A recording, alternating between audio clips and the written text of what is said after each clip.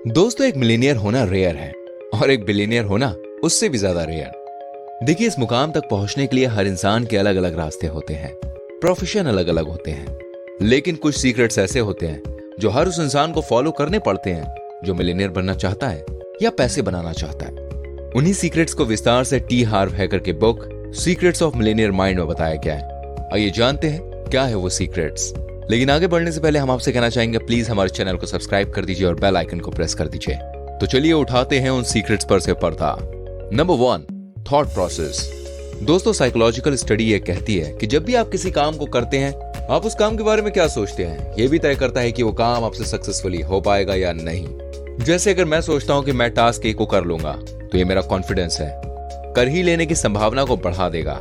और अगर मान लीजिए मुझे लगता है कि मैं नहीं कर पाऊंगा तो इससे काम के सक्सेसफुल ना होने की संभावना कम हो जाएगी। यानी कि किसी भी टास्क को करते वक्त ये मैटर करता है कि आपका थॉट प्रोसेस क्या है। देखिए, पैसा बनाना भी एक टास्क है और उसे करते समय आपको 3 बातों का ध्यान रखना है। पहली बात ये कि आप उतना ही कमा पाएंगे जितना कि आप मार्केट को देंगे। इसे आमदनी का नियम कहा जाता है। आप $10 का सामान बेचेंगे तो आपको औसत $1 की कमाई होगी, ना कि $100 की। ये बहुत ही बेसिक प्रिंसिपल है। इसे पूरी तरह से समझने के लिए सामान की स्किल्स को रिप्लेस कर दीजिए। आपके पास अगर $10 की स्किल होगी तो आपको 100 नहीं मिलेंगे। कंफर्टेबल वाली लाइफ या लग्जरी लाइफ, लोग इन दोनों के बीच कंफ्यूज रहते हैं। दोस्तों, वो कंफर्टेबल लाइफ के लिए काम करते हैं जबकि उन्हें लग्जरियस लाइफ के लिए काम करना चाहिए और पैसा बनाना चाहिए, क्योंकि आरामदायक जिंदगी लग्जरियस हो ये जरूरी नहीं, लेकिन लग्जरियस जिंदगी आरामदायक होगी ये बिल्कुल कंफर्म है। तीसरी और आखिरी बात यह है कि अगर आप मनी मेकिंग को लेकर डेडिकेटेड नहीं हैं, चाहे वो आपकी जॉब हो या फिर बिजनेस, अगर आप डेडिकेटेड नहीं हैं, समर्पित नहीं हैं, तो आपको सक्सेस नहीं मिलेगी। फिर चाहे आप कितनी भी मेहनत कर लीजिए, जब तक आपकी प्रायोरिटी पर मिलेनियर होना नहीं है तब तक आप मिलेनियर नहीं बन पाएंगे। दोस्तों, नंबर 2, क्रिएटेड। दोस्तों, बुक में एक बहुत ही जबरदस्त कोट है कि rich people create life and poor people behave life happens to them. यानी कि रिच लोग जो होते हैं वो अपॉर्चुनिटीज क्रिएट करते हैं जबकि गरीब लोग अपॉर्चुनिटीज का इंतजार करते हैं। लेकिन सच तो यह है कि अपॉर्चुनिटीज आपके पास हमेशा नहीं होंगी, आपको उन्हें क्रिएट करना होगा।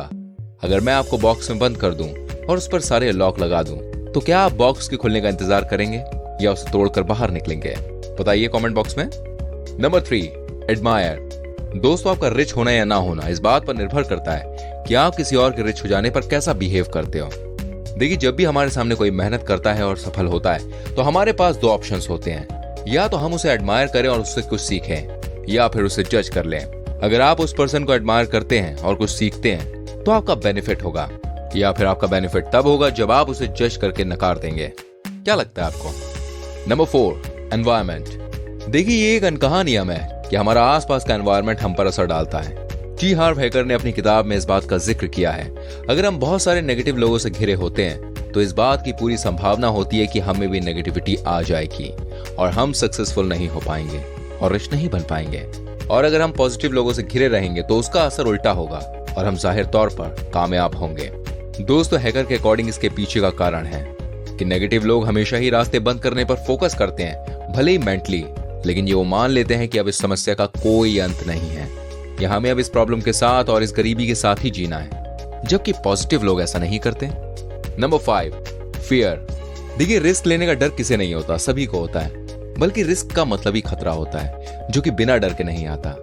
अगर आपने दी डार्क नाइट राइजेस देखी है तो आपने देखा होगा कि जब बैटमैन नीचे गिरने का खतरा उठाकर ऊपर की ओर कूदता है तभी वो सफल हो पाता है, वरना रस्सी की मदद से बार बार कोशिश करने के बावजूद वो सक्सेसफुल नहीं हो पाता। मतलब साफ है कि बिना रिस्क के आपको लिमिटेड बेनिफिट होगा, लेकिन रिस्क लेकर आपको अनलिमिटेड बेनिफिट्स हो सकते हैं।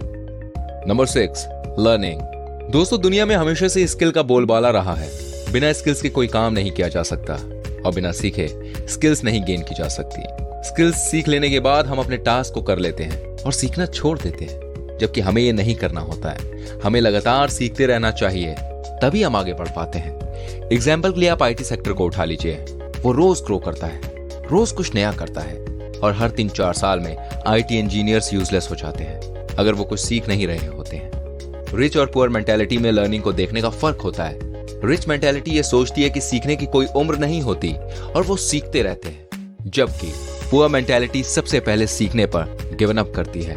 और एट द एंड ये सारा गेम मेंटालिटी और थॉट प्रोसेस का होता है। Number 7, management. देखिए सबसे आखिर में आता है मैनेजमेंट का प्रिंसिपल। आज के समय में दोस्तों सक्सेसफुल उसे नहीं माना जाता जो कि सक्सेस को प्राप्त कर लेता है, बल्कि सक्सेसफुल उसे माना जाता है जो कि सक्सेस को रिटेन कर सकता है या स्टेबल रख सकता है। ऐसा कहा जाता है कि आप अंधेरे कमरे में हाथ पांव मारने से सक्सेसफुल भले ही हो जाएंगे, लेकिन सक्सेसफुल आप तभी माने जाएंगे जब आप उस सफलता को स्टेबल रख पाएंगे, वरना ये बस एक तुक्का कहलाएगा। सक्सेस को स्टेबल रखने के लिए आपको हैकर के सभी नियमों का लगातार पालन करते रहना होगा, जिनमें मेन है कांस्टेंट हार्ड वर्क और लर्निंग। दोस्तों मुझे उम्मीद है कि आपको यह समरी हमारी बहुत पसंद आई होगी। इस बुक को खरीदकर आप और भी अच्छी बातें सीख सकते हैं और कामयाब हो सकते हैं। इस बुक का लिंक मैंने डिस्क्रिप्शन में दे दिया है, आप उसको देख सकते हैं। वीडियो कैसी लगी प्लीज हमें कमेंट करके जरूर बताइएगा, क्योंकि आपका फीडबैक हमारे लिए बहुत इंपॉर्टेंट है। हमारी वीडियो को लाइक कीजिए और शेयर कीजिए, हो सकता है किसी के बहुत काम आ जाए। ऐसी और वीडियोस देखनी है तो एक छोटा सा काम कीजिए, हमारे चैनल को सब्सक्राइब करके बेल आइकन को प्रेस कीजिए। जो भी वीडियोस हम बनाएंगे एंड अपलोड करेंगे उसका नोटिफिकेशन सीधे आपको मिल जाएगा। अब आपसे मिलूंगा अगली वीडियो में। Till then bye bye, take care.